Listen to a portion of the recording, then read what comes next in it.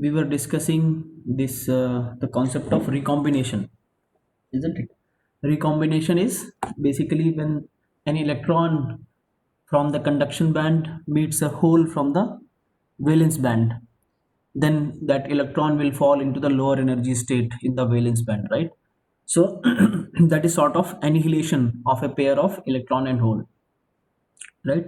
As a result of recombination, the concentration of charge carriers actually will reduce, isn't it? And then there can be two types of recombination. One is direct recombination and the second one is indirect recombination. So direct recombination happens when actually the momentum of conduction band electron and the valence band holes are the same. The momentum conservation is uh, like conservation of momentum is applied, or it can be followed by the conduction band electron and the valence band hole when their momentums are actually equal. And then we discussed that it is not possible in elemental semiconductors, because in elemental semiconductors the energy states where this momentum is conserved, they lie somewhere in the middle of the valence band, right? When they lie in the middle of the valence band, that means they will be fully occupied. And when they are fully occupied, then this conduction band electron cannot jump to these states, right? Because there has to be empty states, then only electron can come from the can jump from the conduction band to the valence band, right? But in some of the compound semiconductors like gallium arsenide and indium antimony, these states lie at the top of the valence band, and at the top of the valence band some of the states are empty actually, right? And then this direct recombination is possible. In this recombination, the extra energy is released in the form of a photon. That's why actually these materials are also used very commonly in LED materials. Like gallium arsenide is a very common LED material.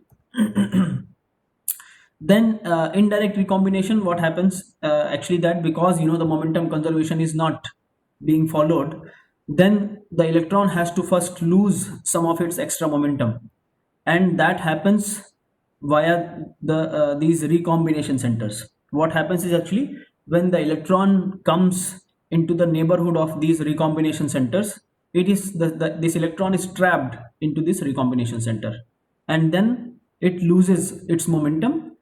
Once it has lost the momentum, then actually the holes which are present at the top of the valence band, they can combine or they can recombine with this electron, and then this electron will fall into a lower energy state in the valence band. And in the indirect recombination, the extra energy is released in the form of phonons. Phonon is nothing but actually a heat wave, right? So in this case actually the heat will be generated within the crystal as a result of the recombination process. Usually these recombination centers are like impurities or dopants which you are using, or even crystal defects like dislocations, they can also act as recombination centers.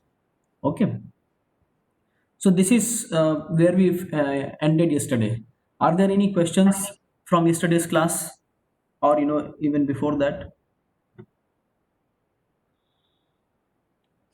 Any questions?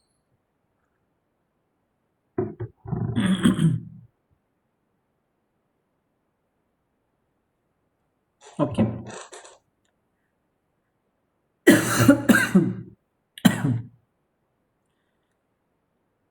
If there is no question, then let us move ahead. Similar to actually indirect recombination, there is something also called charge carrier trapping. In this charge carrier trapping, actually what happens is an electron from the conduction band, it comes into the neighborhood of a trapping center. Trapping center is also very similar to the recombination centers. It can also be some sort of impurity or defect, but in this case we are calling it a trapping center because actually it is the phenomena is different. What happens is this electron comes into the neighborhood of this trapping center, and then it gets trapped into this trapping center. But instead of combining with one of the holes from the valence band, what happens is that after a certain time, due to the lattice vibrations, it gets sufficient energy to jump back into the conduction band. All right. So that is the major difference. Actually, that in this case, the electron is not combining with the hole. after certain time, when it gets sufficient energy, it will move back into the conduction band. So actually, by the trapping process, you are only temporarily losing the some one a charge carrier. It is not permanently lost. But in case of recombination, this the electron hole pair that disappears, right? So it is permanently gone. In this case, the removal is only the removal of electron from the conduction band is only temporary. All right. So that is the difference between the trapping and indirect recombination through recombination centers. Okay, so that was the recombination. The next topic is actually minority carrier lifetime. Now, what is minority carrier? Minority carrier, for example, in an n-type in an n-type semiconductor, the minority carrier will be, of course, holes, right? In a p-type semiconductor, the minority carrier will be electron, right? Now, let us say we have an n-type. Sir, why does the electron? There is a question that why does the electron goes to the trapping center? See, trapping center is one of some sort of defect or impurity. The reason for electrons to get trapped into this trapping center could be variety of reasons, but one reason which you can imagine is actually, let us say the impurity is charged, positively charged, and electron somehow reaches into the neighborhood of this trapping center, so then it will be trapped by this impurity, right? Because there will be some electrostatic attraction between these two. So this is one of the reasons, but dislocations or some sort of other defects, they can also trap these electrons, and the trapping mechanisms can be of different varieties. This electrostatic interaction or some sort of attraction like van der Waals or electrostatic, and there can be various types of interactions which can trap the charge carriers into these trapping centers. Okay.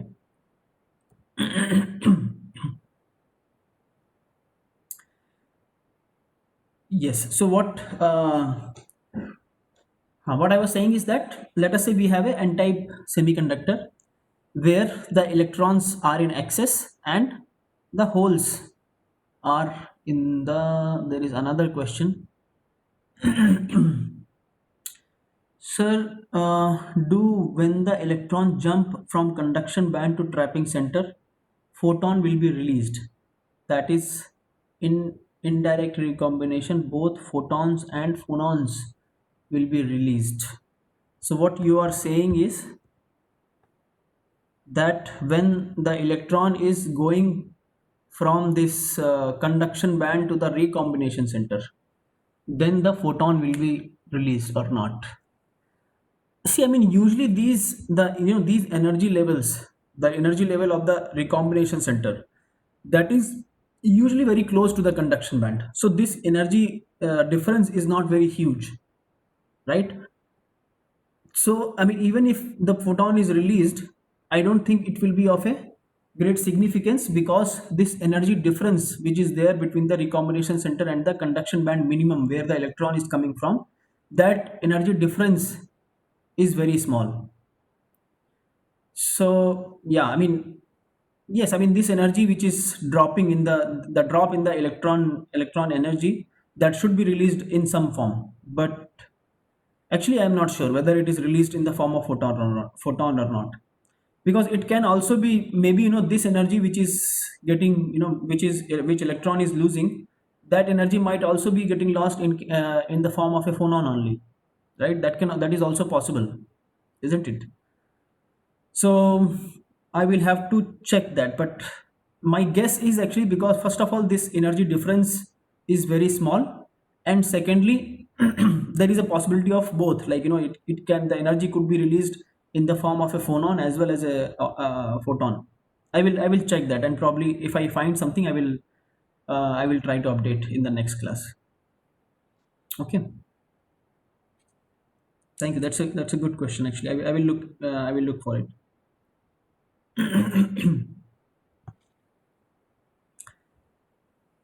Hmm. Yes. Any other question? I will wait for maybe 1 minute before starting this. Hi, am I audible? Mm-hmm. So, the discussion which we were just having, Mm-hmm. similarly for the trapping center also, we can argue that the if there is any energy release, is it in the form of photon or phonon for this case also, or it is This a completely different thing? no. It is the same thing actually. Yes, it is like the scenario is sort of similar in both the cases. At least till the electron is getting trapped into the trapping center or recombination center, the till that step the process is same. So yes, it is possible for the trapping also. Okay, thank you.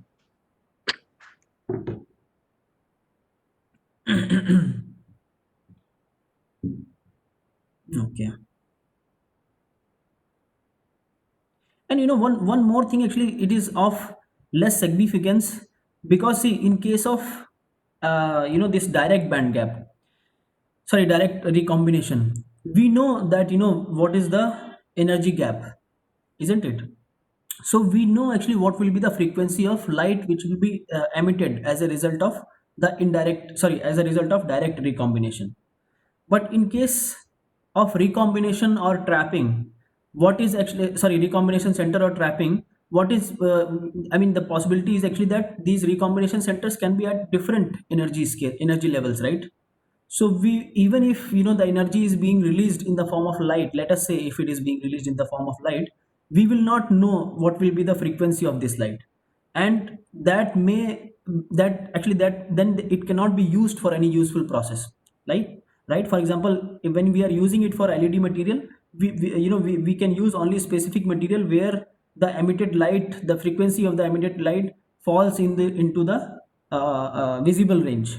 But in this case, because recombination centers can be at different energy levels, so the photon which will be released, that will be of different frequencies, right? It will be of there will be a spread of frequencies which will be released if it is being released in the form of photon. So then it cannot be really used for any specific application as such. All right. So that is why maybe this is not so important. Maybe, I mean, yeah, that is just, no, I'm just trying to analyze what could be the scenario. Uh, Hi, am I audible here? Yes, yes. So just the previous slide.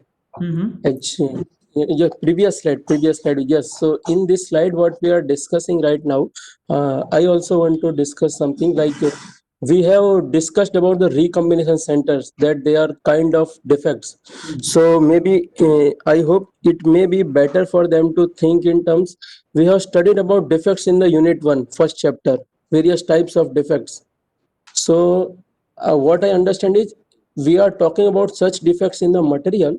And another thing, this recombination center, the energy level in these figures are shown schematically in the middle of the band. But it is not necessarily it is in the middle of the band. It can be anywhere depending upon the type of defects. So, if this helps to understand it better, maybe this Okay. is just an addition to your discussion which you were having. Thank you. Okay, thank you. All right. So then, let us start with this new concept, which is minority carrier lifetime. So let us say we have a n-type semiconductor. In the n-type semiconductor, of course there will be an excess of electrons, and holes will be in the minority. So in this case, actually minority carriers are the holes, right?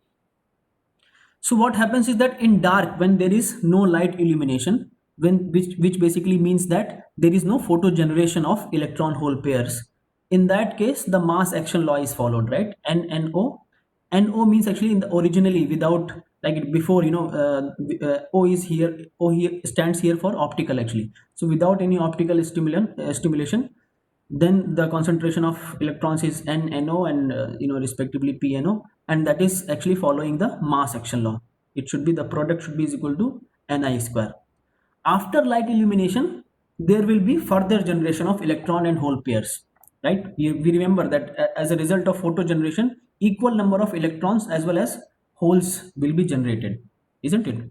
So in case of when we are doing low level injection, means the electron hole pairs which are getting generated, the addition, or the addition of electrons which are getting generated, that is much smaller than the original concentration of electrons for an n-type semiconductor. Basically, the difference in the concentration of majority carriers is much smaller than the original concentration of the carrier, right? In the dark also. So in that case, let us now try to take up some numbers. Let us say in the beginning, when there is no optical stimulation, or there is no photo generation, the original concentration is of electrons is 5 into 10 to the power 16, and the concentration of holes is 2 into 10 to the power 3. So basically Ni square will be 10 to the power 20, right? For this material, Ni is an intrinsic quantity, right? So for this material, the Ni value will be 10 to the power 20, right?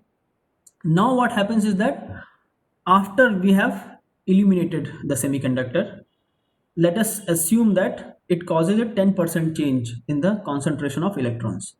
10% change means now the concentration of electron will be 5.5 into 10 to the power 16.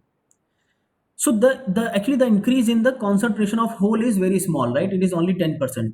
But as a result of that, because you should remember that photo generation will result into equal number of electrons and holes. So the whole concentration will increase drastically, right? Because before illumination it was only 2 into 10 to the power 3. After illumination, it has gone to 0.5 into 10 to the power 16. You can see this scenario in this figure also here. Why is it not disappearing? So in this figure also you can see actually that before the illumination, the mass action law is being followed and the concentration of holes is very small. As soon as we illuminate with this light, the mass action law is not followed, and the increase in the concentration of holes is very significant, right? Although the increase in the concentration of holes is not that large, right? Now the excess concentration, let us look at this figure now. So initially there was same thing I have just represented, that actually initially the concentration of holes is very small, then there is illumination energy should be greater than the band gap of the material, then only there will be photo generation, and as a result of that there will be excess holes which will be generated, as well as excess electrons which will be generated. Now let us say we switch off the illumination, right? We switch off the light source, and now there is no more illumination. So what happens is that now again the semiconductor has gone back to the dark, right? That means now it again should follow this mass action law. This mass action law, which will be that will be followed only by the recombination. The excess electrons and holes which have been generated already by this illumination process, those should be annihilated by the recombination process. So these electrons and hole pairs, they should come together and they should recombine. Basically they should disappear, and then the equilibrium should reach where the mass action law will be followed again, right? But this process from C to A, actually, right, the process for, of going back from C to A, that doesn't happen instantaneously, because you should remember that electrons and holes, they need to find each other and then only they can recombine. So this process actually is not instantaneous. This happens over a period of time. That is why we define something called minority carrier lifetime. It can be tau E or tau H depending on what kind of semiconductor you are dealing with, and this is defined as the average time a hole exists from its generation to recombination. The average time of a hole, for which it exists from its generation to the recombination process, right? That is the minority carrier lifetime. If we know minority carrier lifetime, we can define how the concentration of minority carriers will change with time, right? So if this d by dt of delta Pn is actually the rate of change, of concentration of holes, isn't it? That will be is equal to the rate of generation.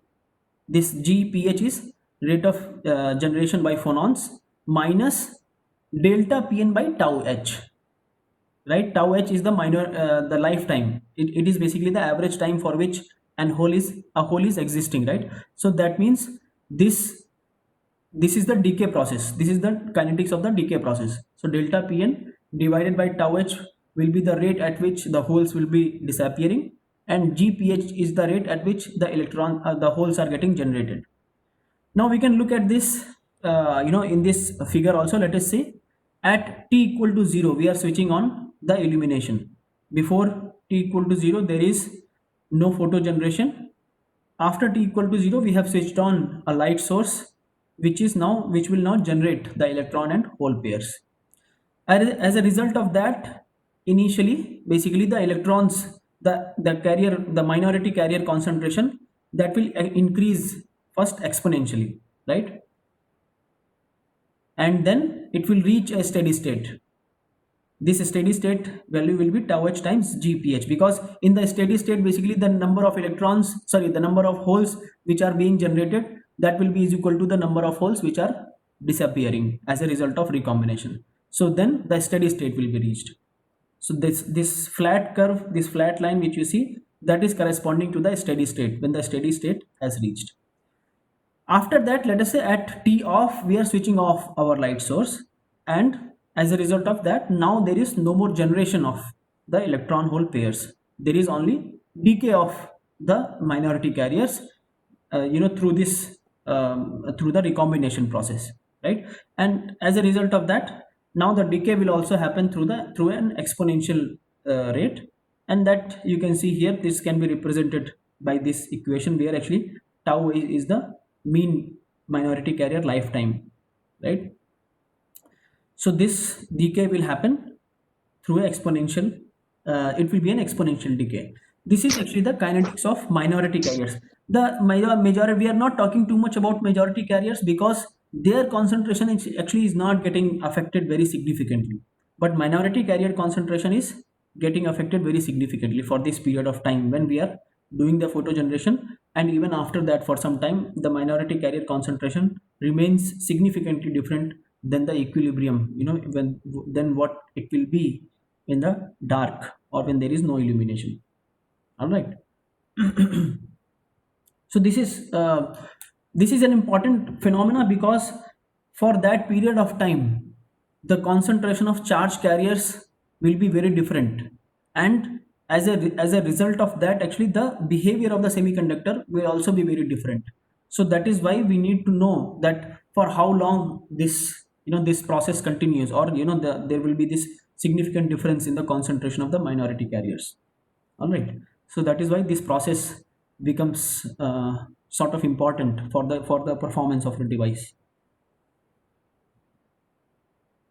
Any questions on this?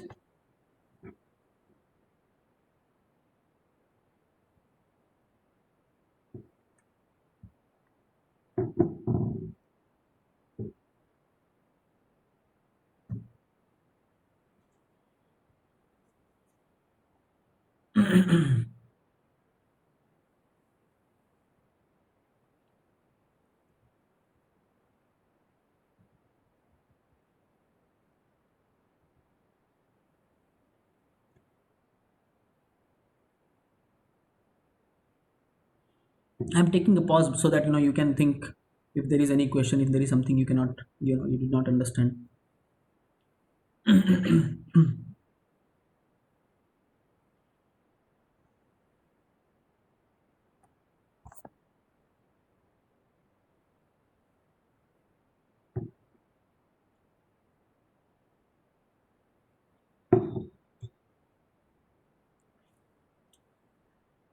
Okay, if everything is clear, let us now actually see. I mean, we have discussed most of the important things, like the basic concepts of semiconductors. Now what we are discussing is mostly some of the phenomena, like other things which also plays an important role. So another phenomena which is also that diffusion and conduction equation, basically how the diffusion process affects the conduction in semiconductors, right? So we know that particle flux can be defined basically by number of particles passing through a cross sectional area divided by the area of that cross section and the time in which the number of particles which are passing, right? So that will be the particle flux. This particle flux can be converted into current density by simply multiplying the charge of these particles. If these particles are charged, right? Let us say if the particles are charged and they are moving, then basically it is effectively a current, right? So that current will be defined by just multiplying this particle flux by the charge of the particles, right?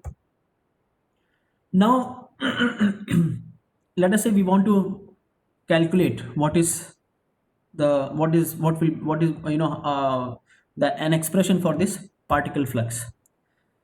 So let us consider a scenario where there is a there is a gradient in the concentration of electrons. The concentration at this end of the semiconductor is higher, and as we move in the x direction, the concentration is basically decreasing, right? Now what will happen because of that actually is and there is no electric field for your information. Basically we are not applying any electric field, right? So there will be random motion. The electrons will still be moving in the random motion, which means there will be equal at any point. Let us say at any point in x, there will be equal number of electrons which will be moving in the positive x direction and negative x direction. All right. In this sort of scenario, we want to see what will be the particle flux at a plane which is situated at x equal to x naught. All right, and the area of this plane is, let us say, a. The area of this plane which is at x equal to x naught is equal to a.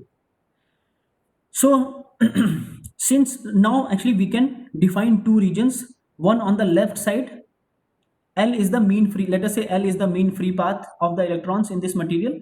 So an area which is x naught minus L, or a volume which is the width of this volume is x naught minus L. And on the right side also we also have similar sort of volume which is also of the width of x naught plus L, right? So now the electrons which are there in this volume, right, half of those electrons will be moving in the minus x direction and half of them will be moving in the positive x direction, isn't it?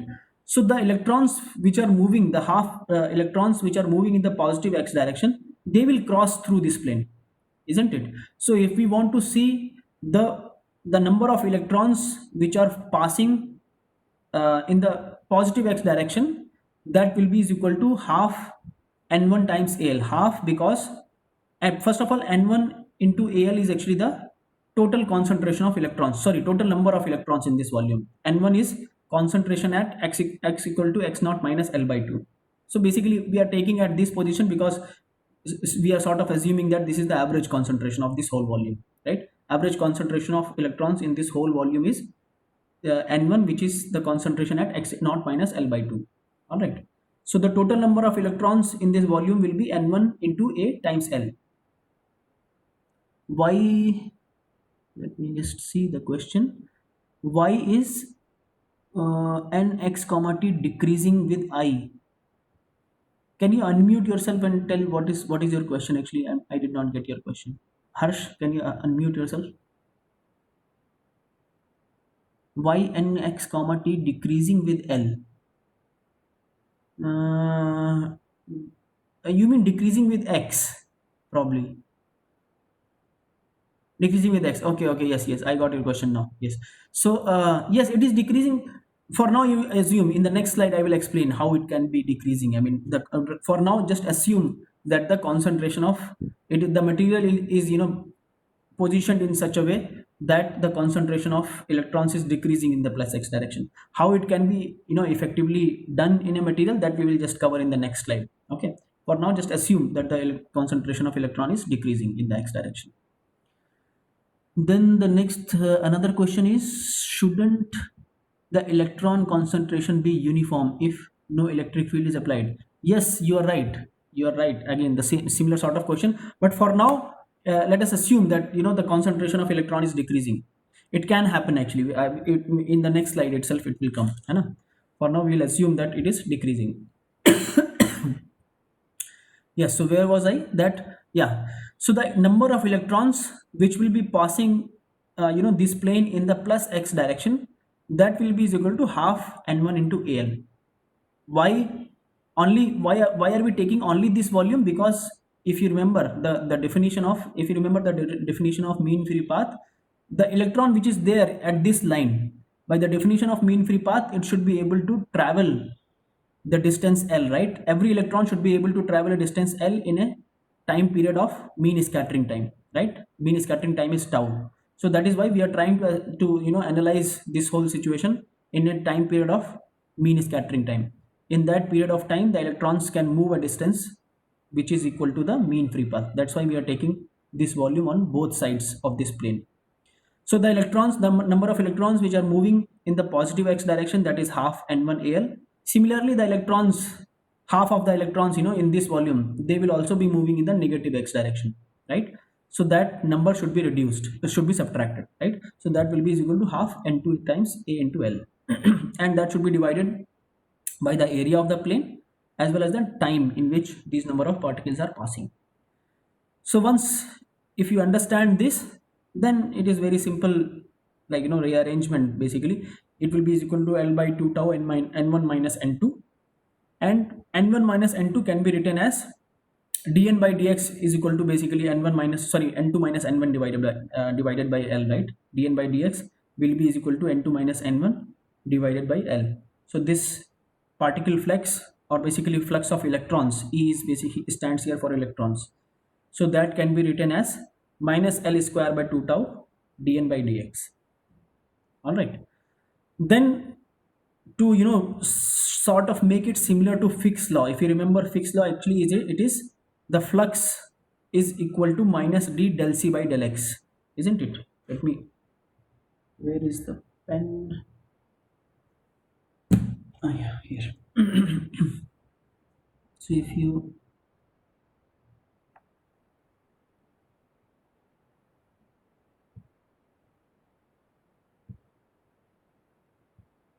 yes, so this is the dn by dx is the gradient, concentration gradient, right? And the Fick's law is also that J is equal to minus d del c by del x, right? And this is what we are getting here also, right? Minus d dn by dx. N is actually here concentration of electrons. So from, if we compare with the Fick's law, this dE is actually the diffusion coefficient, and this diffusion coefficient here comes out to be is equal to L square by 2 tau, right? So from here,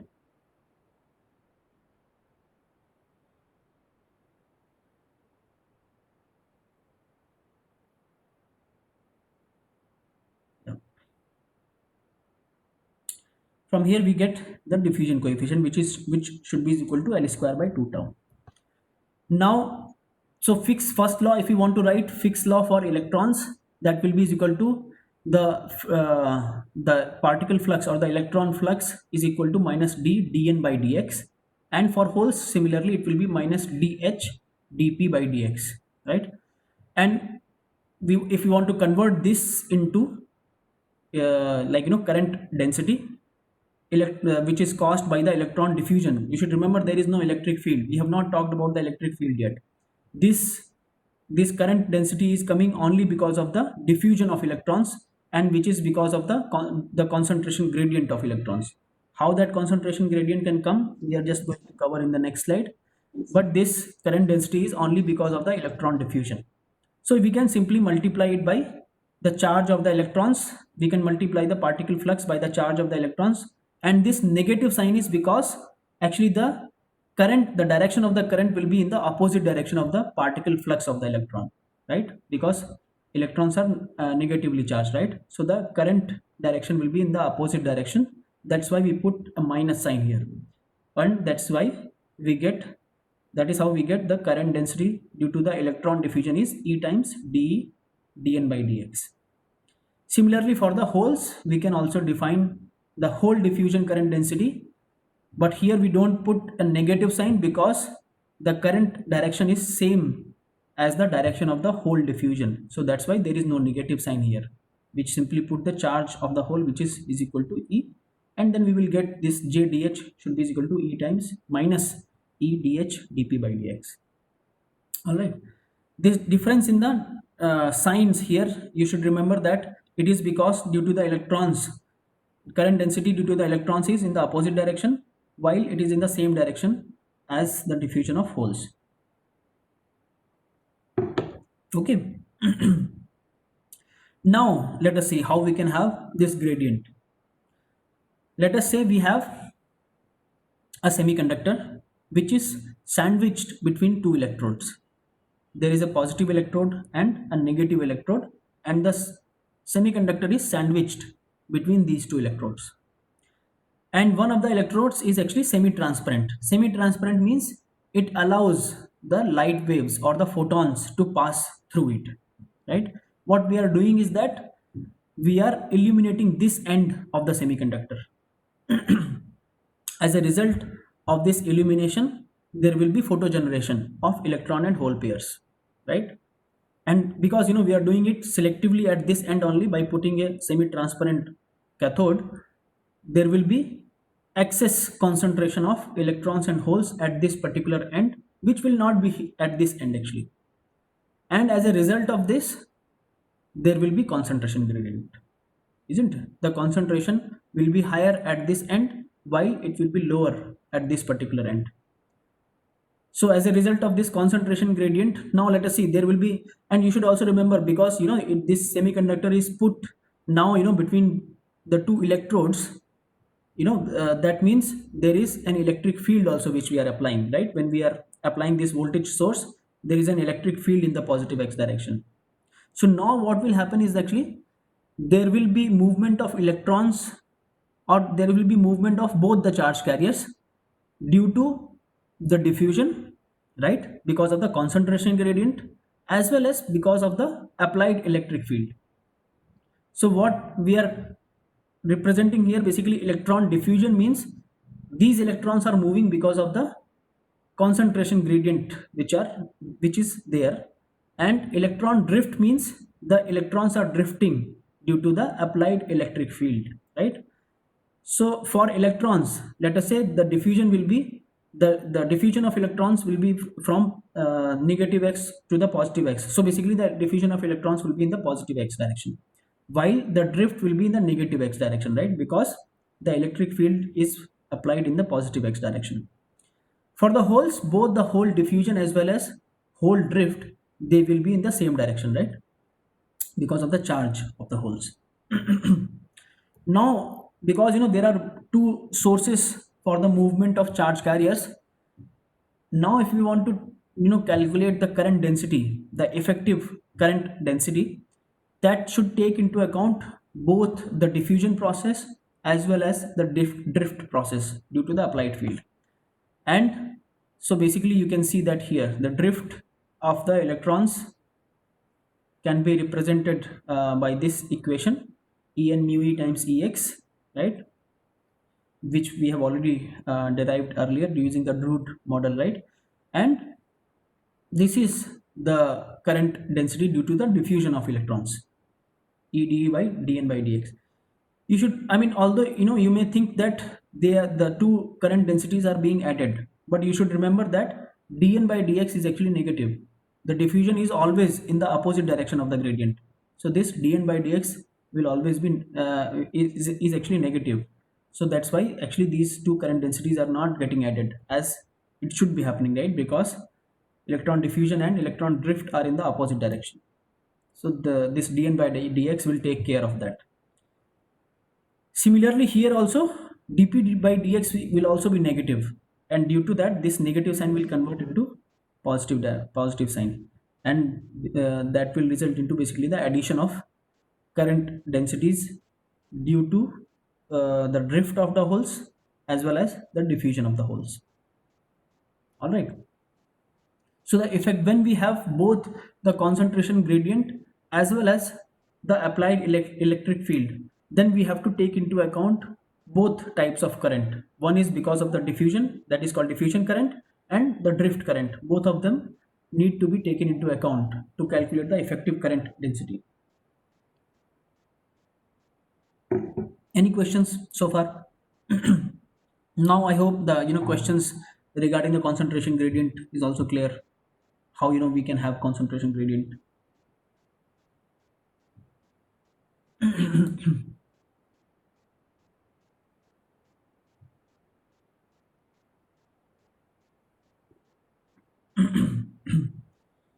Okay, if this is clear, um, there is a relationship actually, Einstein relation, which comes from here actually. Because see, diffusion coefficient is the measure of ease with which charge carriers diffuse in a medium due to concentration gradient. Although basically the driving force is different here, right? Driving force is actually the concentration gradient, right? But actually it is measuring the ease with which the charge carriers diffuse in a medium. Similarly, actually drift mobility also a measure of ease with which charge carriers move in a medium, but under the influence of electric field. In the two processes, both these quantities of diffusion coefficient and drift mobilities, they are actually measuring the ease of movement of charge carriers in a medium. Only difference is actually the driving force. In one case the driving force is concentration gradient, in the other case the driving force is electric field, right? And because of that actually, of course, there should be some connection between the two. And Einstein came with this relationship which actually connects the diffusion coefficient and the drift mobility of electrons. What basically this relationship can tell is that diffusion coefficient is proportional to the temperature and the drift mobility of the electrons, right? Which is also intuitive also, right? When you increase the temperature, of course, the because the average energy of the electrons will increase. You should remember that in semiconductor the kinetic energy of electrons is proportional to temperature, unlike the metals where it does not depend on the temperature. But in semiconductors the kinetic energy depends on the temperature. So as we increase the temperature, the average velocity of the average velocities of the velocity of the electrons in the conduction band, that will also increase, and that should result into the higher diffusion coefficient. Similar thing is true for the drift mobility also. As we increase drift mobility, the electrons can move more faster in a material, so that's why the diffusion coefficient will also be higher. One thing which I would like to point out is that you remember that we derived the diffusion coefficient is actually L square by 2 tau. L is the mean free path and tau is the mean scattering time, right? By this simple analysis we derived this expression for diffusion coefficient. But you should also notice that in this derivation we assumed that all the electrons are able to move a distance of which is equal to mean free path in the mean scattering time. Usually that is not true. Basically we are assuming that there is a constant mean free path for all the electrons, which is always not true. There is a distribution, like in distribution of lengths which can be traveled by electrons in a single mean free path. If we take that into account, if we take the statistical distribution of electronic mean free path and scattering time, then the expression or the correct formula which comes out for diffusion coefficient is actually L square by tau. Not actually L square by 2 tau. It should be L square by tau only. All right. That is coming because of the statistical distribution of electronic mean free path and scattering time. This expression came when we assumed that there is a constant mean free path and mean scattering time. Okay. So this is this is what is actually the effect of diffusion, which can be there actually. If you have some light source at one end of the semiconductor which is generating more electron and hole pairs, that can generate a, uh, a gradient into the concentration. And if you have diffusion process as well as mobile drift of the charge carriers, then you need to take into account both of these current densities. All right. Any questions on this?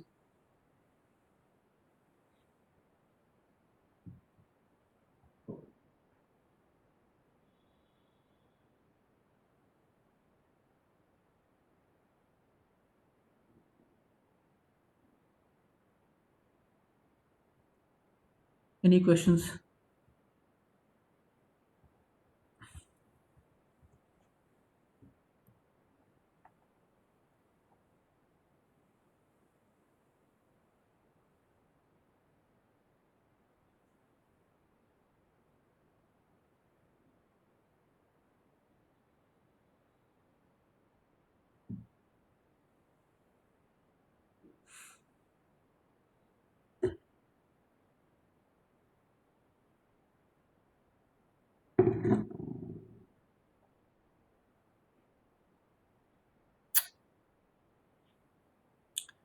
Okay, if there are no questions, I'm still here for 2 minutes. But if there is no question, we can stop here for today.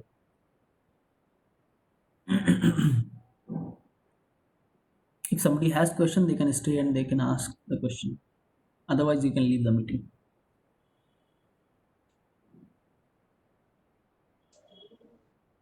Hi, am I audible? Yes, Varun. Yes, so whatever we have discussed just now, I understand we have discussed the individual contributions of electrons and holes.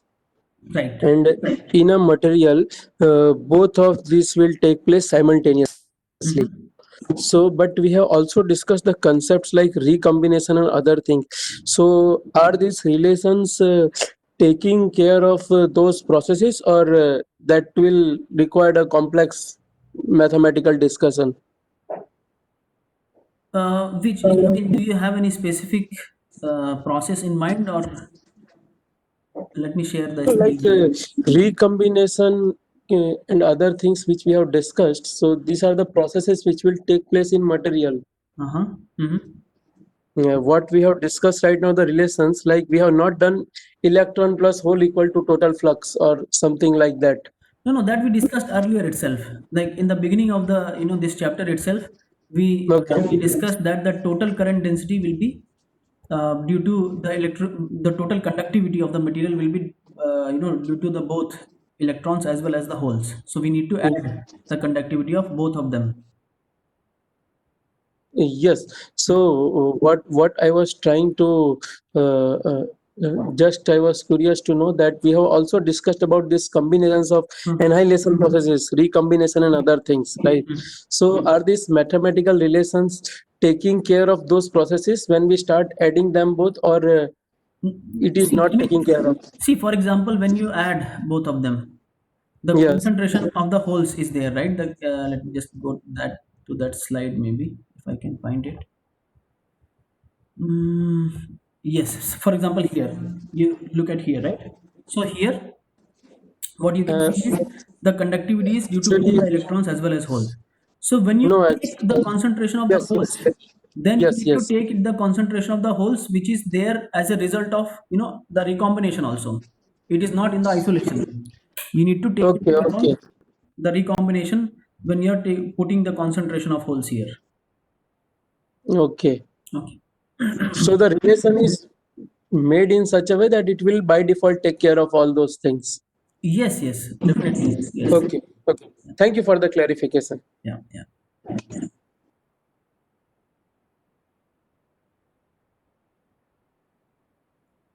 Any other question?